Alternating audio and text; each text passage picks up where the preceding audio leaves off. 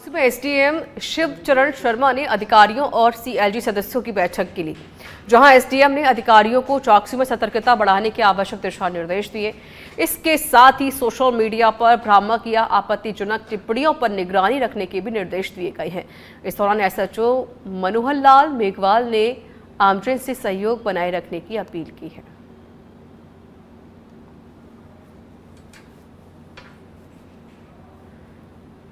पूर्व खेल मंत्री अशोक चांदना युवा संवाद कार्यक्रम में शिरकत करने चोमू पहुंचे, जहां कांग्रेस कार्यकर्ताओं ने उनका जोरदार स्वागत किया। अशोक चांदना ने युवाओं से संवाद भी किया। इस अवसर पर चोमू विधायक डॉक्टर शिखा मीलवाराला भी मौजूद रही।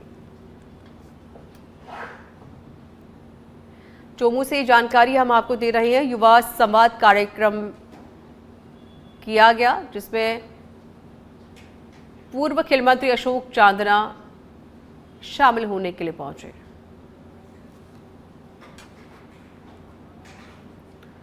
गर्मी के प्रचंड प्रकोप के बीच राहगीरों को राहत देने के उद्देश्य से चाकसू विधायक रमावतार बैरवा ने रविवार को 3 प्रमुख स्थलों पर तिरंगा जल मंदिर का शुभारंभ किया। विधायक बैरवा ने विधिवत रूप से फीता काटकर टोंक रोड स्थित शीतला बस स्टैंड, चाकसू कस्बे के ज्योतिबा फुले सर्किल और तहसील चौराहे पर प्याऊ का उद्घाटन किया। इस अवसर पर विधायक बैरवा ने स्वयं प्याऊ का शीतल जल पीकर इसकी गुणवत्ता का निरीक्षण किया और कहा कि भीषण गर्मी में ये प्याऊ राहगीरों के लिए संजीवनी का कार्य करेगी। अब प्यास से जूझते लोगों को स्वच्छ और ठंडा पानी सुलभ रूप से मिल सकेगा। कार्यक्रम के दौरान वरिष्ठ भाजपा नेता कैलाश शर्मा, पूर्व मंडल अध्यक्ष रामधन सैनी सहित बड़ी संख्या में स्थानीय नागरिक उपस्थित रहे। सभी ने विधायक बैरवा की इस जनहितकारी पहल की सराहना करते हुए धन्यवाद ज्ञापित किया। विधायक बैरवा ने कहा कि चाकसू क्षेत्र में और भी स्थानों पर ऐसे प्याऊ लगाने की योजना है, ताकि आमजन को गर्मी के मौसम में अधिकतम राहत मिल सके।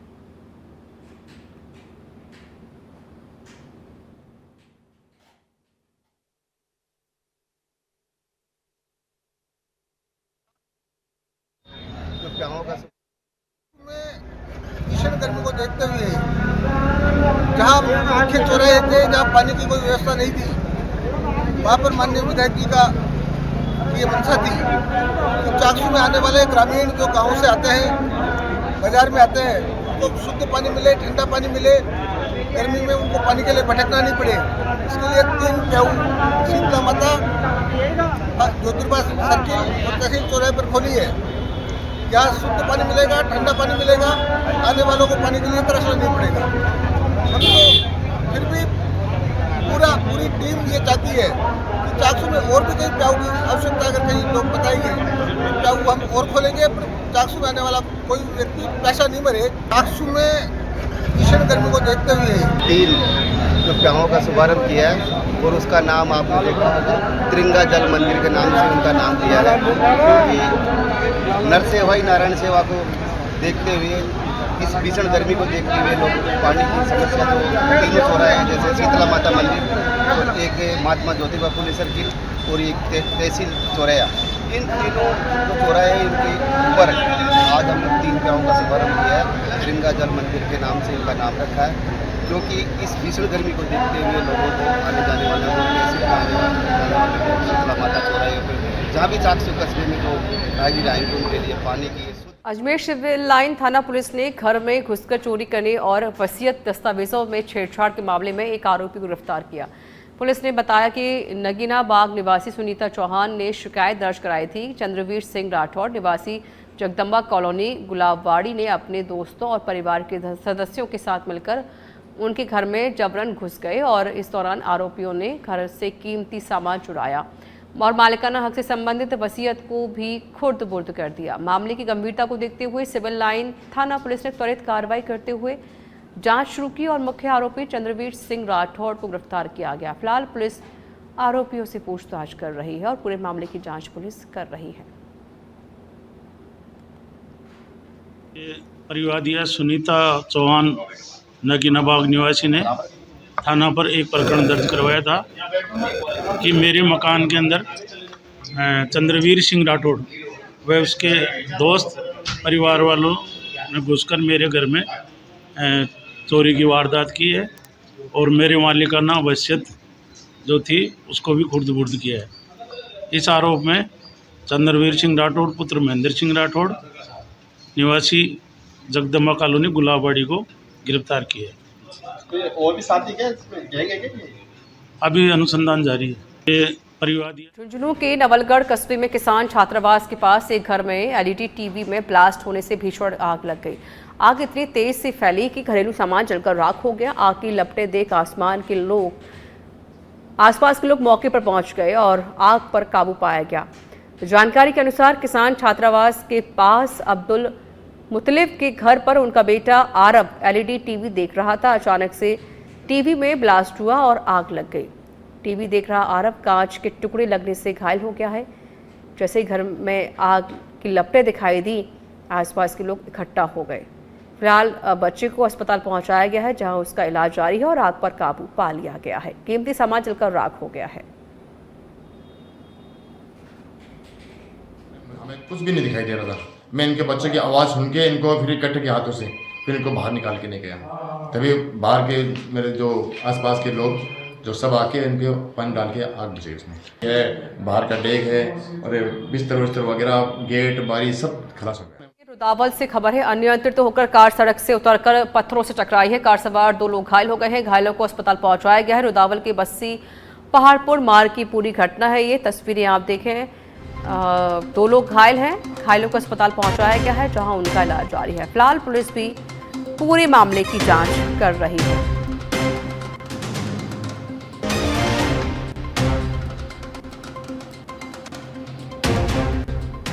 केकड़ी की सरवाड़ पुलिस ने एरिया डोमिनेशन के तहत कार्रवाई की है, जहां पुलिस ने अलग अलग स्थान पर दबिश देकर करीब 26 आरोपियों को पकड़ा। तो वहीं पुलिस की इस कार्रवाई से आपराधिक तत्वों में हड़कंप मच गया है।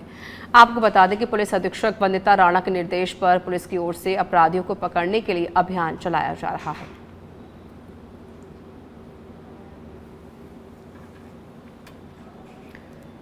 लक्ष्मणगढ़ के बहतुकला थाना क्षेत्र के नापा पाड़ा गांव से एक सनसनीखेज वारदात सामने आई, जहां 2 बाइक सवार नकाबपोश बदमाशों ने देर रात युवक पर गोली चला दी। गोली लगने के बाद परिजनों ने घायल को तुरंत अस्पताल पहुंचाया, लेकिन रास्ते में ही उसने दम तोड़ दिया। फिलहाल बहतुकला थाना पुलिस पूरे मामले की जांच कर रही है। रोड पर ही आंसू सनोब चाव खां का मकान है। वो मकान के बाहर ही उसका लड़का राहुल और चाव खां अलग अलग 4 पाइयों को दोनों बाप बेटा सो रहे थे।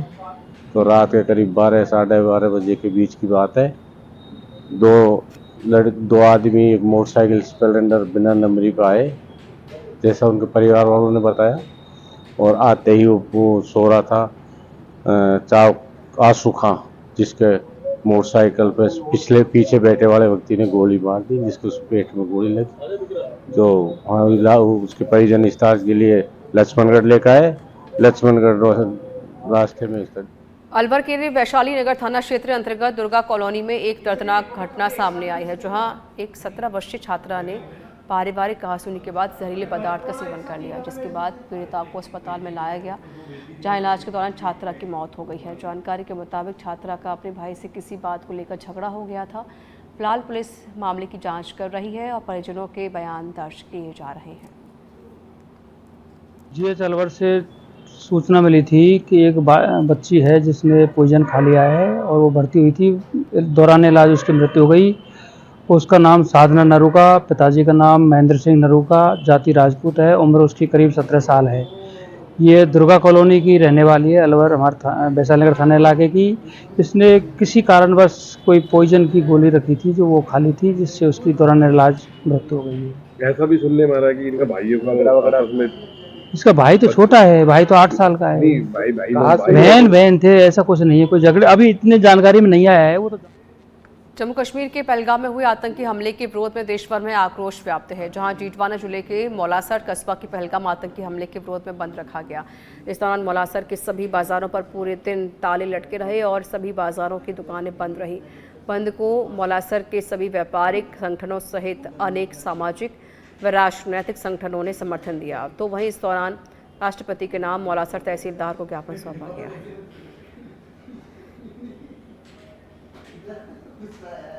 जम्मू कश्मीर के पहलगाम हमले के विरोध में जिले में कई स्थानों पर प्रदर्शन किए गए और आतंकवाद का पुतला भी जलाया गया।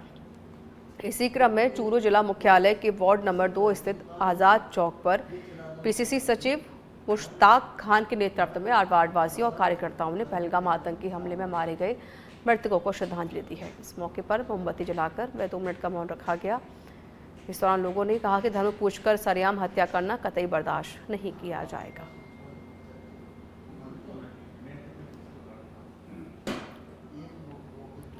खबर सीकर के फतेहपुर से आपको बता देते हैं, जहां बलौद भाखड़ा और नबीपुरा गांव के बीच अचानक एक कार में आग लग गई, जहां आग लगने से कार सवार युवक की मौत हो गई है।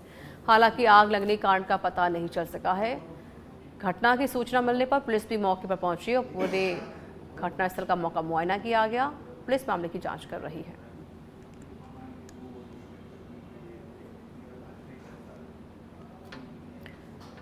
भगवान परशुराम राष्ट्रीय पंडित परिषद ट्रस्ट की ओर से कोटा में 1 दिवसीय ज्योतिष संगोष्ठी आयोजित की गई, जहां संस्था के राष्ट्रीय संरक्षक व कार्यक्रम संयोजक डॉक्टर कृष्णी भरत महाराज ने बताया कि कार्यक्रम में मुख्य अतिथि के रूप में लोकसभा अध्यक्ष ओम बिरला मौजूद रहे। तो वहीं कार्यक्रम में पत्रकारिता क्षेत्र में उत्कृष्ट कार्य करने पर लोकसभा स्पीकर ओम बिरला के हाथों से सुमेरपुर के पत्रकार अरविंद जोशी को हड़ौती गौरव सम्मान से सम्मानित किया गया।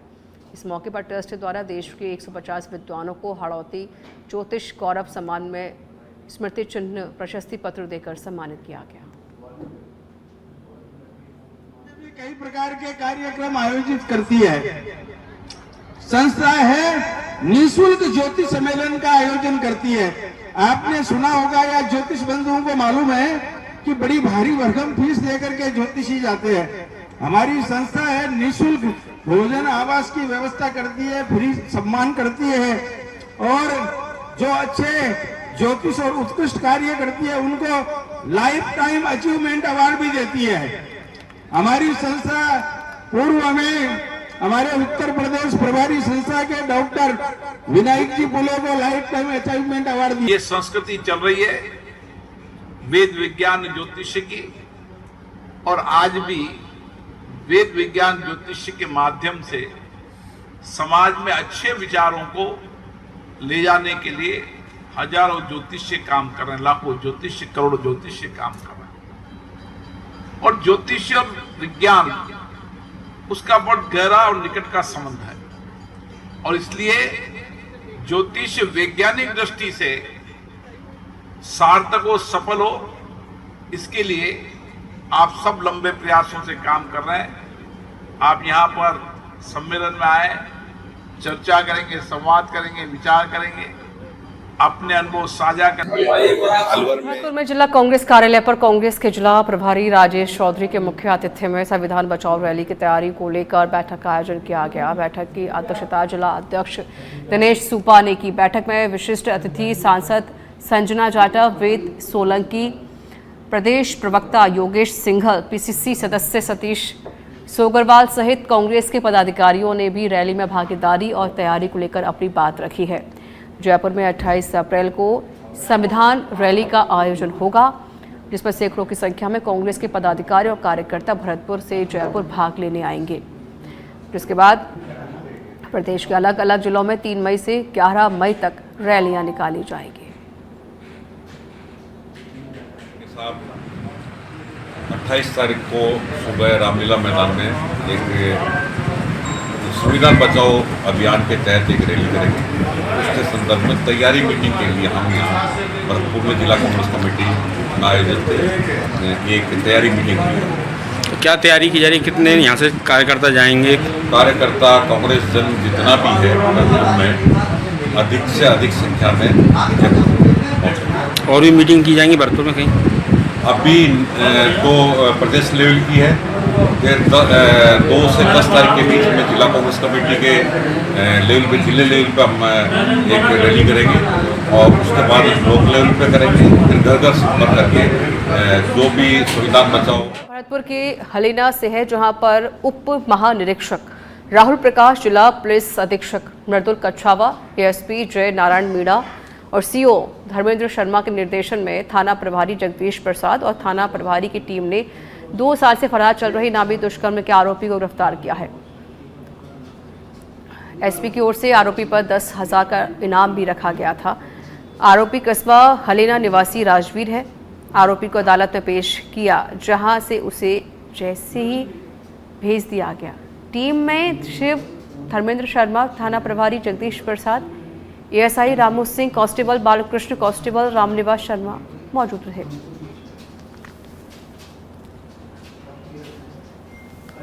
भरतपुर व श्रीमान पुलिस अधीक्षक महोदय भरतपुर के द्वारा चलाए गए एरिया डोमिनेशन अभियान के तहत आज 10,000 रुपये का इनामी को करीब पौने 2 साल से बलात्कार के प्रकरण में फरार चल रहे आरोपी राजवीर सिंह सनौप बहादुर निवासी हलेना को गिरफ्तार किया है, जिसे आज न्यायालय में पेश किया गया। महानिरीक्षक महोदय रेंज भरतपुर, जिला प्रभारी सचिव एवं परिवहन आयुक्त सुश्री त्यागी ने भरतपुर कलेक्ट्रेट सभागार में आवश्यक सेवाओं और बजट घोषणाओं की प्रगति को लेकर महत्वपूर्ण बैठक ली है।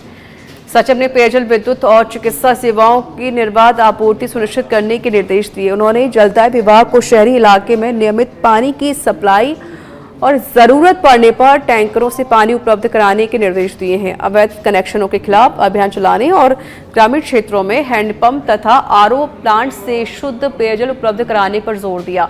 विद्युत निगम को भी निर्देशित किया गया है, सभी जल स्रोतों और ट्यूबवेल्स पर निर्बाध बिजली सप्लाई जारी रहे। खराब मौसम में बिजली सप्लाई बाधित होने पर तुरंत सुधार कार्य कराने के आदेश दिए गए हैं। जले हुए ट्रांसफार्मरों को शीघ्र बदले जाने और ग्रामीण क्षेत्रों में टीले तारों को ठीक कराने के भी निर्देश दिए।